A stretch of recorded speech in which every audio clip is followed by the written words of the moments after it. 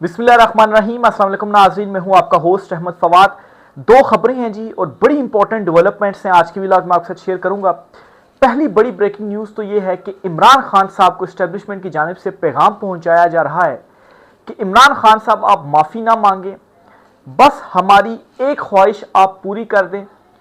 यहां तक कि ये भी डील इस वक्त जो ताकतवर हल्के हैं वो करना चाहते हैं खान साहब से कि अगर आप खुद पीछे हटते हैं तो चाहे अलीमा खान साहिबा को आप आगे ले आए, उन्हें वज़ीर आज़म बनवा देते हैं। एक बहुत बड़ी डेवलपमेंट हुई है, बहुत बड़ा दावा है जी, आपके साथ में शेयर करूंगा। सिर्फ और सिर्फ वो ये चाहते हैं कि इमरान खान साहब पीछे हो जाएं। लास्ट व्लॉग में आपको मैंने बताया था कि बैरिस्टर गोहर के थ्रू मामला तय करने की कोशिश है, वो भी है बैरिस्टर गोहर के जरिए भी, लेकिन जाहिर सी बात है इमरान खान साहब का जानशीन कौन होगा, तो वो तैयारी है अलीमा खान साहिबा के हवाले से। एक तो ये आपके साथ शेयर करूंगा। दूसरी जो ब्रेकिंग न्यूज़ आपके साथ मैंने शेयर करनी है वो ये है, एक बड़ी अनहोनी हुई है और बड़ी अनहोनी ये हुई है कि बिल आखिर चीफ साहब ने अपनी गलती तस्लीम कर ली है और एक बड़ा यू टर्न उनकी जानिब से लिया गया है। ये यू टर्न क्या है और कैसे उन्होंने अपनी गलती तस्लीम करते हुए ऐसे अल्फाज कहे हैं जिनसे बज़ाहिर ये तासुर जाता है जी कि वो मामले को रफा दफा करना चाहते हैं या मामले के ऊपर उनको अफसोस है या नदामत है। इस पर भी कुछ एक्सक्लूसिव डिटेल्स हैं, वो भी आपके साथ में शेयर करूंगा। सबसे पहली जो ब्रेकिंग न्यूज़ आपके साथ शेयर करनी है जी, वो है इमरान खान साहब के साथ मामला तय करने के हवाले से। सबसे पहले तो हफीजुल्लाह न्याजी साहब हैं, इमरान खान साहब के बड़े करीबी हैं, इमरान खान साहब के ऊपर सबसे ज़्यादा तनकीद करने वाले भी हैं। बहरहाल जी, इन्होंने एक कॉलम लिखा, उस कॉलम की 2-3 सतरें आपके सामने में रखता हूं जी। ये उसमें क्या कहते हैं, ये कहते हैं कि एस्टेब्लिशमेंट ने तहरीक इंसाफ के बारे में जो भी स्कीमें बनाई एक भी कारगर साबित नहीं हुई। अब भी जिस तदबीर में मसरूफ हैं खदशा के उल्टी पड़ने को है, भयानक नताइज ही निकलेंगे। अगर अलीमा खान वज़ीर आज़म बन भी जाएं तो हर्ज ही क्या है, इमरान खान की जानशीनी अब उन्हें मुंतकिल हो चुकी है। हफीजुल्लाह न्याजी साहब यहाँ पर बात कर रहे हैं अलीमा खानम साहिबा के वज़ीर आज़म बनने के हवाले से कि अगर वो बन भी जाती हैं और इमरान खान साहब की जानशीनी उन्हें मुंतकिल हो जाती है, यानी कि इमरान खान साहब के बाद सबसे ज़्यादा ट्रस्ट अलीमा खानम के ऊपर जो है वो किया जाता है और किया जा रहा है पार्टी से भी ज़्यादा, कि वो जो बात करेंगी वो ट्रस्ट वर्दी और वो इमरान खान साहब की बात होती है, उनके ऊपर हम एतमाद कर सकते हैं। तो एक तरह से ये यहाँ पर चूंकि एस्टेब्लिशमेंट की बड़ी करीबी इनको ख्याल किया जाता है, ज़ाहिर बात है जो बातचीत करते हैं वो वैसे ही नहीं होती, कुछ ना कुछ तो मामला चल रहे हैं जो ये बात हफीजुल्लाह न्याजी साहब की जानिब से की गई है। और इनको कोट इसलिए कर रहा हूँ ना कि ये इमरान खान साहब के भी बड़े करीबी हैं, रिलेटिव हैं, यानी कि नूरीन खान साहिबा जो हैं, जो इमरान खान साहब की बहन है, और हसान न्याजी साहब की जो वालदा हैं, तो हफीजुल्लाह न्याजी हसान न्याजी के वालिद हैं, यानी कि इमरान खान साहब की जो सिस्टर हैं नूरीन खानम साहिबा उनके शोहर हैं और हसान न्याजी के ये वालिद हैं और इमरान खान साहब के साथ इनका इतना करीबी ताल्लुक़ है। और अलीमा खान साहिबा के साथ भी ज़ाहिर सी बात है, उनकी बहन है नूरीन खान साहिबा, तो इस एतबार से ये भी बड़ा करीबी जो है वो ताल्लुक़ है। तो ये दावा किया जा रहा है जी कि अब ये यानी कि ऐसे तासुर मिल रहा है कि ये अब कोई डील खान साहब तक पहुँचाई जा रही है कि अलीमा खानम साहिबा जो हैं उनको जानशीनी तो हो चुकी है मुंतकिल, उनको वज़ीर आज़म वो जो है वो अगर वज़ीर आज़म बन जाएं तो ठीक है, मतलब है कि ये सारे साइड पर हो जाएं, हम भी पीछे हो जाएं, अलीमा खानम साहबा वज़ीर आज़म बन जाएं, लेकिन इमरान खान साहब आप भी पीछे हो जाएं, यानी कि अगर इनको वज़ीर आज़म बनाया जाता तो एक सेफ एग्जिट हमें भी मिलेगा। तो इसके ऊपर आप एग्री कर जाए, मुझे तो ये समझ में जो है वो इस हवाले से आती है। अब इसके साथ एक और ख़बर मैंने लास्ट व्लॉग में आपके साथ शेयर की थी ना, अगर आप मिलाकर देखें ना तो पूरी पिक्चर आपको जो है वो क्लियर हो जाती है। उसमें क्या था जी, इमरान खान साहब से ये कहा जा रहा है कि माफ़ी भी ना मांगे, नदामत भी ना करें, अफसोस का इजहार भी ना करें, कुछ भी ना करें, आप सिर्फ और सिर्फ मामलात से पीछे हट जाएं और तमाम तर इख्तियारात आप बैरिस्टर गोहर को दे दें कि पार्टी के इख्तियारात जो है वो देख लें और उनके ज़रिए जो स्पेस है जी वो फिर पैदा हो जाएगी। ये इमरान खान साहब को ये अब जो मैसेज है, ये जो डील है वो पहुँचाई जा रही है। देखें ना, कोई ना कोई बीच का रास्ता इस वक्त तलाश करने की कोशिश की जा रही। तो बीच का रास्ता क्या हो सकता है? इमरान खान साहब तो डटे हुए हैं कि ये नज़रिए के आज़ादी के नज़रिए पर तो कोई कंप्रोमाइज़ नहीं होगा और दूसरी तरफ उन पर भी जान पर पड़ी हुई खान साहब बाहर आ जाएंगे तो हमारे साथ क्या होगा। तो कोई ना कोई बीच का रास्ता तलाश किया जा रहा है। तो वो बीच का रास्ता ये इस वक्त समझ में आ रहा है कि खान साहब अगर आप खामोशी कर देते हैं तो हमें भी एक गारंटी हो जाएगी कि हम भी सेफ हैं, और अलीमा खानम जो है वो वज़ीर-ए-आज़म अगर बन जाती हैं तो फिर उसके बाद इमरान खान साहब जो हैं वो भी एक रिलीफ है, और आपका जो मैंडेट है वो भी मिल जाएगा, और आपकी जो जानशीनी है वो एक तरह से उनको मुंतकिल हो जाएगी। लेकिन इसके ऊपर इमरान खान साहब मानते हैं या नहीं मानते, इसका जवाब भी मैं आपको देता हूँ। इमरान खान साहब ने एक ट्वीट किया आज। उस ट्वीट में इमरान खान साहब ने क्या कहा है, मैं वो जो ट्वीट है इमरान खान साहब की वो आपके सामने रखता हूँ जी। इमरान खान साहब ने कहा है कि मेरी बहनों और अहलिया का सियासत से कोई लेना देना नहीं। अलीमा खान बाहर आकर सिर्फ मेरा पैगाम पहुंचाती हैं। इनके खिलाफ मुहिम अफसोसनाक और मुल्क पर मुसल्लित रजीम की बुज़दिली और खौफ का वाज़ेह सबूत है। तो इमरान खान साहब ने इस डील के ऊपर भी इनकार कर दिया। उन्होंने कहा है कि अलीमा खान साहबा का सियासत से कोई ताल्लुक नहीं, वो सिर्फ मेरा पैगाम पहुंचाती हैं, वो मेरी बहन है।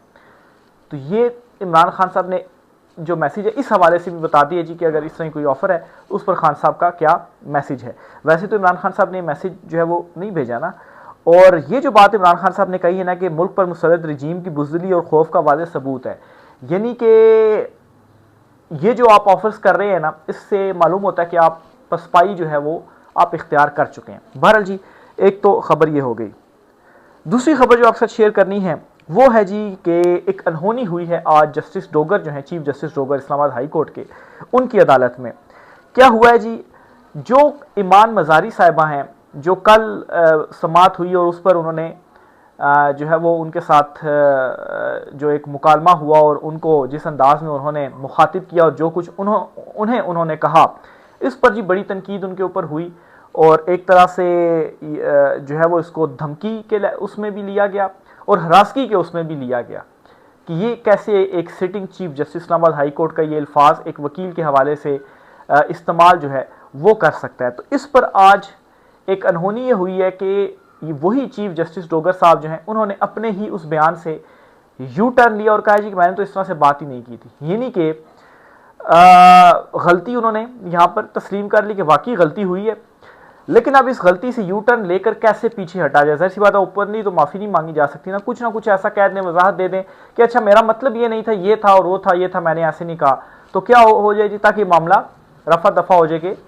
मतलब है कि उस वो हरासगी या धमकी वाले जो मामलात हैं वो पीछे हट जाएं।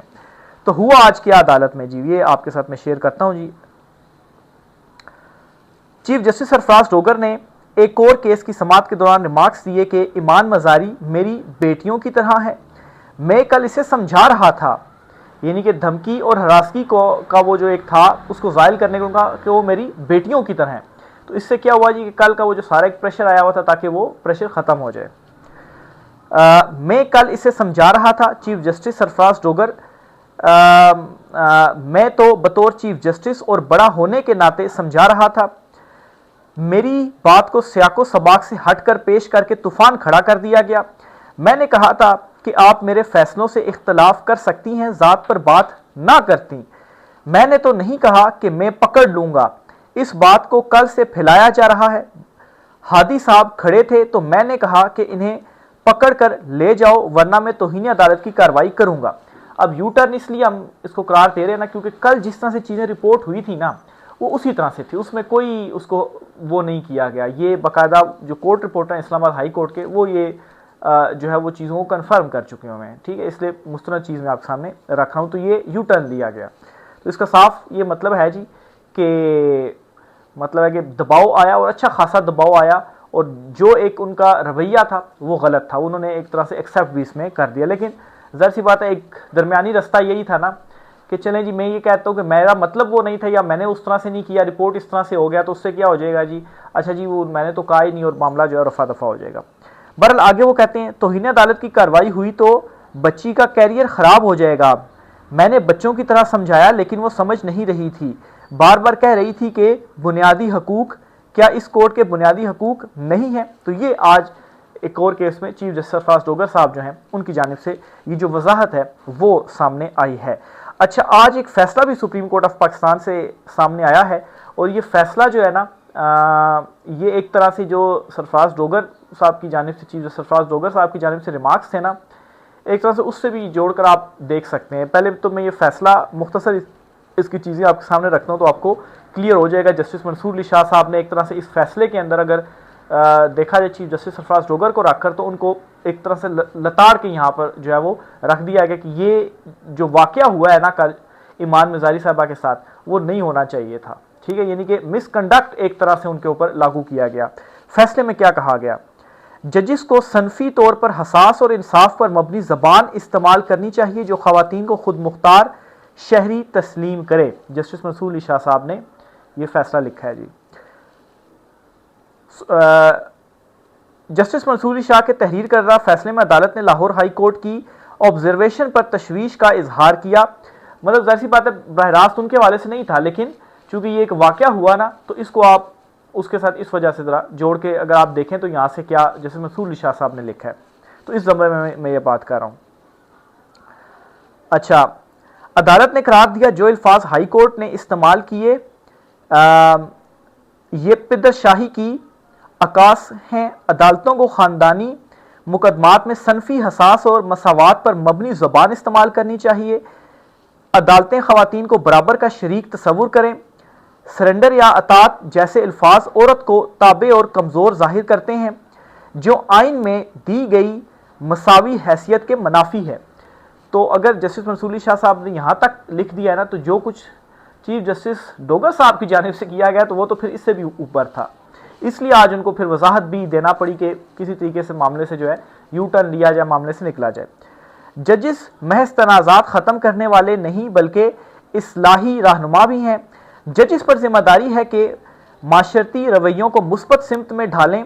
अदलिया पर आइनी और इखलाकी जिम्मेदारी आयद होती है कि वो सनफी हसासियत और हकूक़ पर मबनी ऐसी ज़ुबान इख्तियार करे जो ख़वातीन के मसावी कानून मकाम को बतौर मुकम्मल और ख़ुद मुख्तार शख्स तस्लीम करे। अदालती फ़ैसलों में दकियानूसी तसव्वुरात से इज्तनाब, बर्दाश्त के फ़रोग़ और हकीकी इंसाफ के असूलों की झलक होनी चाहिए। आइन के तहत इस तब्दीली के अमल को पूरा करते हुए अदलिया सिर्फ कानून की तशरीह नहीं करती बल्कि माशरती रवैयों को नए सांचे में ढालती है और हर लफ्ज़ के ज़रिए मसावात को आगे बढ़ाती है। ज़बान कभी गैर जानिबदार नहीं होती। ये या तो दकियानूसी रवायत कायम रखती है या फिर माशरे को ज़्यादा मुनसिफाना और मसावी मुस्तकबिल की तरफ धकेलती है। तो ये जी जस्टिस मंसूर अली शाह साहब हैं, उनकी जानिब से जो फैसला है जी वो एक दिया गया। अच्छा, इसके अलावा जी आज सुप्रीम कोर्ट ऑफ पाकिस्तान में एक और भी बड़ी जो तब्दीली है वो हुई है। एक नोटिफिकेशन जारी हुआ है जी, और इस नोटिफिकेशन के मुताबिक इदारे की इस्तेदाद कार बढ़ाने के लिए सुप्रीम कोर्ट के अहम इंतज़ामी ओहदों पर डेपुटेशन पर जो तैनातियाँ हैं वो हुई हैं। अच्छा, ये ख्याल किया जाता है जो भी चीफ जस्टिस आता है ना, वो अपने ही ज़रा बंदे मतलब है कि ये ठीक है, अच्छा इसको इधर एडजस्ट कर दो। काजी फायद ईसा जो साबिक चीफ जस्टिस उन्होंने भी किया था, तो अब चीफ जस्टिस आफरीदी साहब जो हैं, कल एडिशनल रजिस्ट्रार भी उन्होंने तैनात किया, वो भी KPC थे। आज मजीद कुछ तैनातियाँ हुई हैं। डिस्ट्रिक्ट एंड सेशन जज Mohammad Suhail Lagari secretary supreme judicial council मुकर्रर। मोहम्मद सुहेल लगारी सिंध हाई कोर्ट में बतौर रजिस्ट्रार फ़राइज़ सर अंजाम दे रहे थे जी। रजिस्ट्रार डिस्ट्रिक्ट एंड सेशन जज फ़खर जमान एडिशनल रजिस्ट्रार इंतज़ामी मुकर्रर। फ़खर जमान बतौर senior director federal judicial academy फ़राइज़ जो है वो सर अंजाम दे रहे थे। तो ये जो सुप्रीम कोर्ट ऑफ पाकिस्तान में कुछ अहम जो तब्दीलियाँ हैं जी वो भी हुई हैं। तो ये जी आज के कुछ अहम तरीन मामलात थे। इसके अलावा जी एक दो चीज़ें और भी मैं देख लूँ, वो भी आपसे ज़रा शेयर जो है वो मैं करता चलूँ जी। सुप्रीम कोर्ट ऑफ पाकिस्तान से एक और भी फ़ैसला आया है, और आजकल सुप्रीम कोर्ट ऑफ पाकिस्तान में क्या चल रहा है, क्योंकि सुप्रीम कोर्ट से कुछ खबरें नहीं आ रही, या आप कहें जी कि कोई वहाँ पर केसेस चलने चाहिए थे खान साहब के या दीगर अहम इश्यूज़ जो हैं वो वहाँ पर नहीं हो रहे। तो आजकल सुप्रीम कोर्ट ऑफ पाकिस्तान में क्या हो रहा है, एटलीस्ट चले दूसरे जो मुकदमात हैं वो तो निपटाए जा रहे हैं जी। सुप्रीम कोर्ट ने सिंध हाई कोर्ट के जज के बेटे के कत्ल के मुलज़िम की बरियत का फैसला जो है वो जारी कर दिया। ये एक जो है वो केस हुआ था। अदालत ने सजाए मौत के मुलज़िम सिकंदर लाशारी को बरी कर दिया है। कत्ल के दूसरे शरीक मुलज़िम इरफान उर्फ फ़हीम को भी बरी कर दिया। सुप्रीम कोर्ट ने तफसीली फैसले के जो है वो बाद में जारी करेगी। जस्टिस मिल्ला ने यह फैसला जो है वो जारी किया जी। सुप्रीम कोर्ट ने ट्रायल कोर्ट और सिंध हाई कोर्ट का फैसला कलअदम करार दिया। अदालत ने नाकस तफ्तीश और कमज़ोर प्रोसिक्यूशन पर मुलजिमान को बरी करने का फैसला दिया है। तो जब आप सारी की सारी एनर्जीज आपकी सोशल मीडिया या इमरान खान साहब की तरफ होंगी ना, तो फिर इसी किस्म की चीज़ें आएंगी, नाकश तफ्तीश और कमज़ोर प्रोसिक्यूशन। अच्छा, इसमें यह भी सवाल होता है जी कि ये कोई केस अभी का तो नहीं है, पता नहीं कितने साल पहले का है, तो अभी भी यही कुछ ही हो रहा है, सारी एनर्जीज इधर ही हैं। तो ये जी आज कुछ आम तफसीलात थी, राय का सर कीजिएगा। आज की व्लॉग से इतना ही, इजाज़त दीजिए, अल्लाह हाफिज़।